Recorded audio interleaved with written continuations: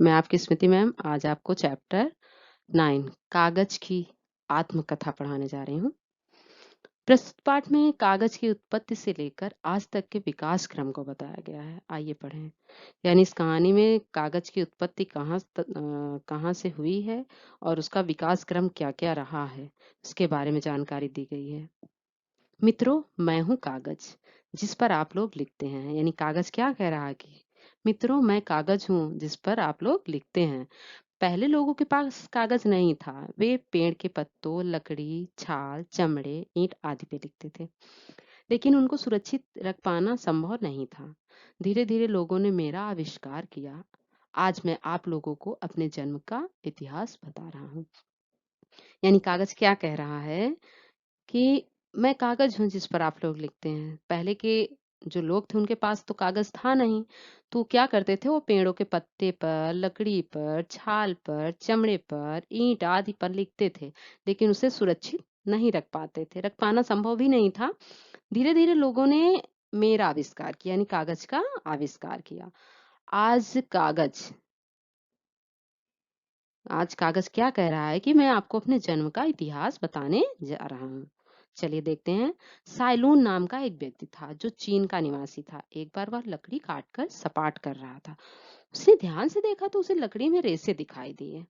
उसी समय उसके मन में विचार आया कि इन रेसों की लुगदी से ऐसी चीज बनाई जा सकती है जिसपे कुछ लिखा जा सके। फिर क्या था, वह प्रयोग में जुट गया। अनेक प्रयोग करने के बाद आखिर उसने मुझे बना ही लिया। कागज क्या बता रहा है कि साइलून नाम का एक व्यक्ति था जो चीन का निवासी था, यानी चीन का रहने वाला था। एक बार वह लकड़ी काट रहा था, लकड़ी काट कर उसे सपाटने यानी चिकना कर रहा था। तो उसने ध्यान से देखा तो उसे लकड़ी में रेसे दिखाई दिए। उसी समय उसके मन में एक विचार आया कि क्यों ना मैं इन रेसों की लुगदी बनाऊं, और इन लुगदी से कोई ऐसी चीज बनाई जा सकती है जिसपे कुछ लिखा जा सके। फिर क्या था, वह उसका उस प्रयोग में जुट गया और अनेक प्रयोग के बाद आखिर उसने कागज बना।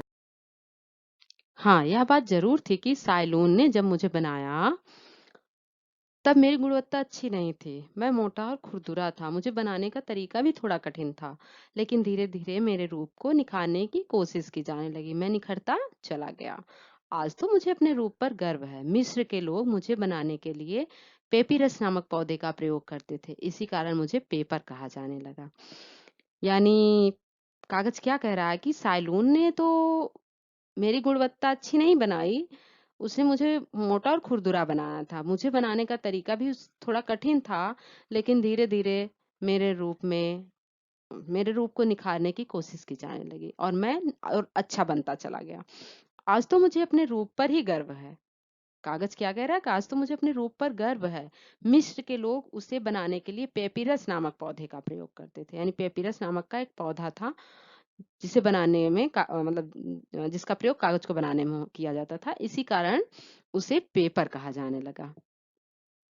मुझे जिन रेशों से बनाया जाता है, उन्हें सेलुलोज कहते हैं। ये रेशे सभी पौधे में पाए जाते हैं। मुझे बनाने के लिए चीड़, देवदार आदि के पेड़ों की लकड़ी का प्रयोग विशेष रूप से किया जाता है। मुझे कपड़े के रेशे से भी बनाया जा सकता है। यानी कागज क्या कह रहा है कि मुझे जिस रेशों से बनाया जाता है उसे सेलुलोज कहते हैं। ये रेशे सभी पौधों में पाए जाते हैं। और इसकी अच्छी गुणवत्ता के लिए चीड़ और देवदार आदि के पेड़ों की लकड़ी का प्रयोग विशेष रूप से होता है और इसे कपड़ों के रेशों से भी बनाया जा सकता है। मुझे बनाने के लिए पहले लकड़ी के लट्ठों को काटा और छीला जाता है।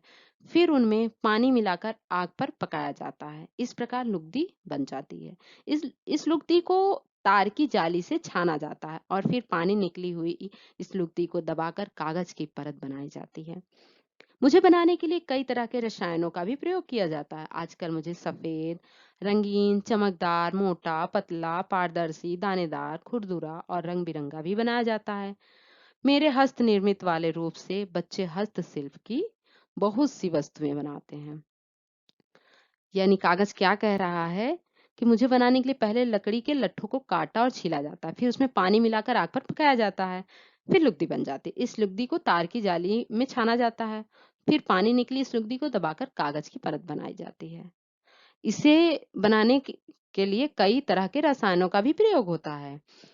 तो आजकल कागज को सफेद, रंगीन चमकदार, मोटा, पतला, पारदर्शी, दानेदार, खुरदुरा, रंग-बिरंगा भी बनाया जाता है। और जो उसका हस्त निर्मित निर्मित रूप होता है, उससे बच्चे हस्तशिल्प की यानी हाथ से बहुत सी वस्तुएं बनाते हैं। जिस फैक्ट्री में मुझे बनाया जाता है उसे पेपर मिल कहते हैं, यानी पेपर को जिस फैक्ट्री में बनाया जाता है उसे क्या कहते हैं? पेपर मिल कहते हैं। छापे खाने का आविष्कार हो जाने के कारण आजकल मेरी मांग बढ़ती जा रही है। यानी छापे खाने पहले तो छापे खाने का आविष्कार हुआ नहीं था। अब तो ढेर सारे मशीनें हो गई हैं जिससे इसे छापा जा सकता है, बनाया जा सकता है। इसलिए इसकी मांग और भी बढ़ती जा रही है। जहाँ देखो वहाँ मेरा ही बोलबाला है।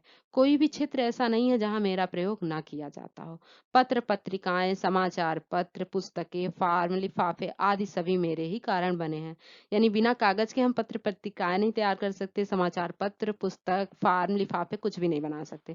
कागज की उपयोगिता बढ़ती ही जा रही है। ज्यादा क्या कहूँ, करेंसी नोट भी तो मुझसे ही बनता है। यानी इतना कीमती जो पैसा नोट आप लोग यूज करते हो वो किससे बनता है? कागज से ही तो बनता है। तो उसकी गुणवत्ता कितनी अधिक है।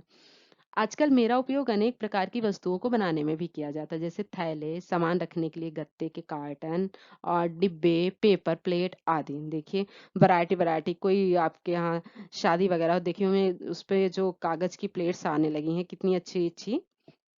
तो मुझे खुशी है कि संसार की उन्नति में मेरा बहुत बड़ा योगदान है। कभी कभी मेरा मन दुखी भी हो जाता है कि क्योंकि मेरे लाखों पेड़ काट डाले जाते हैं। आज पेड़ों के कटने से संसार में तरह तरह की समस्याएं उत्पन्न होती जा रही हैं। मेरे कहने का यह तात्पर्य नहीं है कि मुझे बनाया ही ना जाए, बल्कि मुझे बनाने के लिए जितने पेड़ काटे जाएं उससे अधिक लगाए जाएं। मेरा प्रयोग सावधानी पूर्वक किया जाए। यानी कागज को खुशी भी है कि संसार की उन्नति में उसका बहुत बड़ा योगदान है, लेकिन उसे कभी कभी इस बात का भी दुख हो जाता है क्योंकि उसे बनाने के लिए उसके लाखों पेड़, मतलब देश के लाखों पेड़ काटे जा रहे हैं। और आज पेड़ों के कटने से संसार में बहुत तरह की समस्याएं उत्पन्न हो रही हैं। तो कागज यह कहना चाह रहा है या उसके कहने का यह तात्पर्य है कि उसे बनाना ना बंद किया जाए, बल्कि जितने पेड़ काटे जाएं उससे अधिक लगाए जाएं। और उसका प्रयोग, कागज का प्रयोग भी बहुत सावधानी पूर्वक किया जाए, उसे ज्यादा वेस्ट ना किया जाए। आपको ध्यान रखना चाहिए कि मेरा दुरुपयोग कभी भी ना हो। मुझे फाड़कर इधर-उधर ना फेंके, बल्कि फिर से लुगदी बनाकर मुझे नया जीवन दे। इसे पुनर्निर्माण या रिसाइकलिंग कहते हैं। आजकल प्रत्येक पाठशाला में बच्चों को लुगदी से मुझे बनाने की कला सिखाई जाती है। पश्चिमी देशों के लोग इस विषय में जागरूक हैं। इस विधि के द्वारा वे पुनः मुझे बना लेते हैं। हाँ, जब मेरी गुणवत्ता बहुत अच्छी नहीं होती तो मुझसे थैला, गत्ता आदि बना लिया जाता है। यानी कागज क्या कह रहा है कि मेरा उपयोग, मतलब मेरा दुरुपयोग ना करें। मेरा जितना भी उपयोग करें वो ढंग से करें। मुझे वेस्ट ना करें इधर-उधर, जैसे कि मुझे फाड़ कर इधर-उधर फेंकना, उसमें कुछ गलतियाँ हो जाए तुरंत उसे फाड़ के फेंकना, बल्कि उसका लुगदी बना दें। जब आप उसकी लुगदी बनाएँगे तो उस कागज को एक नया जीवन, एक नया रूप मिलेगा। और इस प्रक्रिया को पुनर्निर्माण या रिसाइक्लिंग कहते हैं। आजकल सभी स्कूलों में बच्चों को लुगदी बनाने की कला सिखाई जा रही है। पश्चिमी देश के लोग इस विषय में अधिक जागरूक हैं। वे इस विधि द्वारा पुनः कागज बना लेते हैं। हाँ, उस कागज में उतनी अच्छी गुणवत्ता नहीं होती है तो वो क्या करते हैं, उससे थैला या गत्ता बना लेते हैं। मित्रों, आप सभी मेरा भरपूर उपयोग करो लेकिन बर्बाद मत करो। यानी कागज आपसे क्या अनुरोध करना चाह रहा है कि मेरा भरपूर उपयोग तो करिए लेकिन मुझे बर्बाद